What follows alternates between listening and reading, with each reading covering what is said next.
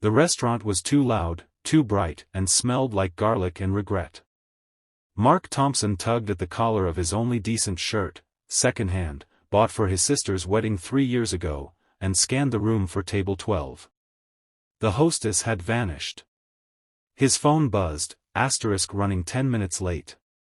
Don't leave, from a woman named Claire M., whose profile picture showed a golden retriever in sunglasses. He'd laughed at that for a full minute before swiping right. He spotted a 12 on a placard near the back, half hidden behind a potted ficus. A single red rose lay across the bread plate. Perfect. He slid into the chair, heart hammering like it did the day the foreclosure notice arrived. Across from him sat a woman in a navy blazer, hair twisted into a knot sharp enough to slice bread. She was staring at her phone, lips moving silently, counting something. She looked up. Gray eyes, storm cloud serious. "You're late," she said. Mark opened his mouth to apologize. He was early, actually, but the words jammed. She wasn't Claire. Claire had freckles and a dog. This woman looked like she ate spreadsheets for breakfast. Table 12, he managed. Her eyebrow arched. "You're Mark?" He nodded, confused. She exhaled through her nose, set the phone face down. "You're not what I expected." Mark almost laughed. "Same, lady. Let's pause right here, because if your heart's already racing, hit that like button and subscribe so you don't miss what happens when the real Claire shows up. Trust me, you'll want the full story." Mark's palm sweated against the linen tablecloth. The woman, her name was Evelyn Hart, he'd learn later, signaled the waiter with 2 fingers like a general calling artillery. "Sparkling water. No lime. And whatever he's having, put it on my tab." She glanced at Mark. "You look like a coffee guy." "Decaf," he said weakly. "Doctor's orders." She almost smiled. Almost. The waiter returned with a tiny silver pot. Mark wrapped both hands around the cup, grounding himself. He hadn't been on a date since his wife, Sarah, died 4 years ago. Cancer. Fast. Left him with a 6-year-old daughter, Lily, who still asked why mommy's bed was empty. He cleared his throat. "So. Claire said she'd be here soon." Evelyn's head tilted. "Claire? The dog. Sunglasses." We matched on. Her phone buzzed. She flipped it over, read the screen, and her face went the color of the tablecloth. "Oh no." Mark leaned forward. "What?" She turned the phone. A text from Claire M. *OMG, I'm at the wrong entrance. Table 21. "Who's the guy at 12? Mark stared. Then laughed, one sharp, broken sound. "I'm the guy at 12. Evelyn pressed 2 fingers to her temple. "You're not my date." "Looks like it." She started to stand. "Wait," Mark said, surprising himself. "You ordered me coffee. Least I can do is drink it." Evelyn hesitated. The restaurant noise swelled around them, clinking silverware, a baby crying, someone proposing 3 tables over. She sat back down. "Okay, real talk, have you ever sat at the wrong table? Drop your funniest mix-up in the comments. And if you're loving this, smash subscribe, we're just getting started." They drank in silence for a minute. Evelyn's posture was ramrod straight, but her fingers drummed the tablecloth. Nerves. Mark recognized the rhythm. Lily did the same thing before spelling tests. "So," he said, "who were you supposed to meet?" "My assistant set it up. Some investor. I don't do blind dates, but she insisted I get out more." Air quotes. "You?" "Lily, my daughter, hacked my phone. Said Daddy needs a friend who isn't Paw Patrol." Evelyn's mouth twitched. "How old?" 7 going on 40. She nodded like that made perfect sense. The waiter returned. Madam, your usual table is ready. Table 21. Evelyn didn't move. Give us 5 minutes. Mark blinked. She looked at him, really looked. You're wearing a wedding ring. He glanced down. The gold band was scratched, dull. Habit. Sarah, she passed.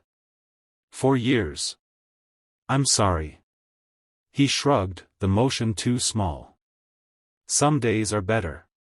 Another silence. Then, my father died last month, Evelyn said, voice flat. Left me the company. I've been drowning. Mark understood drowning. His construction business had folded when the housing market tanked. Now he drove Uber nights, fixed neighbors' leaky faucets for cash, and prayed Lily's asthma meds stayed on the discount list. The waiter hovered. Evelyn waved him off again. Mark took a leap. What do you do, Evelyn Hart, that requires assistants and usual tables? I run Hart Global. Logistics. Shipping containers, mostly. He whistled low. So you're, like, rich. Filthy, she said dryly. You? Poor as a church mouse with overdue rent. She laughed, short, surprised, real. Comment below, would you stay at the wrong table? Like if you're brave, subscribe if you're curious. 5 minutes became 20. Evelyn asked about Lily's favorite dinosaur, Triceratops, because horns. Mark asked why Evelyn's blazer had a tiny pin shaped like a cargo ship. My dad's. He wore it every board meeting. Said it reminded him why we started. Mark told her about the night Sarah taught Lily to blow dandelion seeds, how the hospital parking lot looked like snow. Evelyn listened without interrupting, which was new. Most people filled silences with pity. Then the real Claire burst in, freckles, golden retriever energy, clutching a leash with no dog. Mark. There you are. Evelyn stood. So did Mark. Claire's gaze bounced between them. Wait. You're not David the investor. Nope, Mark said. Wrong table. Claire's smile faltered. Oh. Well. Hi, Evelyn. Big fan of your sustainability report. Evelyn cut her off gently. Claire, I think Mark and I have some things to finish. Could you give us the table? Claire's jaw dropped. You're kicking me out of my own date? Borrowing him, Evelyn corrected. I'll return him in better condition. Mark felt his face burn. Claire looked at Mark. You okay with that? He thought of Lily's empty lunch account. Of the eviction notice folded in his glove box. Of the way Evelyn's eyes softened when he said Triceratops. Yeah, he said. I'm okay. If your jaw just hit the floor, hit like.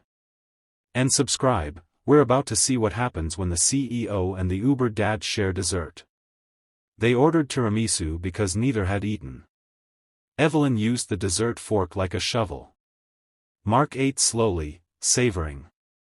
So, she said, hypothetically. If a logistics company needed a new maintenance contractor for their downtown warehouse. Mark's spoon paused halfway to his mouth. Hypothetically? Competitive pay. Benefits. School hours optional. He set the spoon down. You're offering me a job. I'm offering you an interview. Tomorrow. 9 a.m. I have to take Lily to school. 10 a.m. He stared. Why? Because you sat at the wrong table and didn't run when you realized. That's rarer than you think. Mark's throat tightened. I can't accept charity. It's not. It's business. My trucks break down constantly. You fix faucets for cash, bet you can handle a forklift. He laughed, watery. I actually can. The next morning, Mark dropped Lily at school in his rust-flaked Corolla. She wore the new sneakers he'd bought with plasma money. "Daddy, why are you smiling weird?" "Got an interview, kiddo." "With the dog lady?" "Different lady. CEO lady." Lily considered this. "Will she let me visit the big trucks?" "Maybe." Hart Global's lobby was glass and echoes. Mark's boots left faint dirt prints on the marble. The receptionist waved him up to the 30th floor. Evelyn waited by the elevator, blazer swapped for a soft gray sweater. She looked human. "Mark." She extended a hand. He shook it, calluses against manicured nails. She led him past cubicles to a corner office overlooking the river. On the desk, a child's drawing, stick figure girl with brown curls, holding hands with a tall man and a woman in a triangle dress. Mark's breath caught. "Lily?" She emailed it. Said to give it to the nice lady who likes boats. He laughed, eyes stinging. Evelyn opened a folder. "Job's yours if you want it. Foreman, $72,000 to start. Health.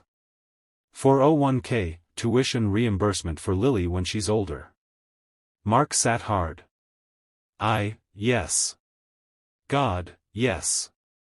"But," she said, "one condition." He braced. "Friday nights. You and Lily have dinner with me. No business.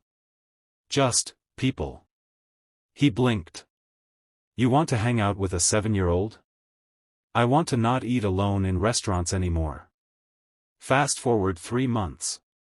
Mark's new badge read Foreman, Thompson. His crew called him Boss Man and meant it. Lily's lunch account had a surplus. The eviction notice was shredded.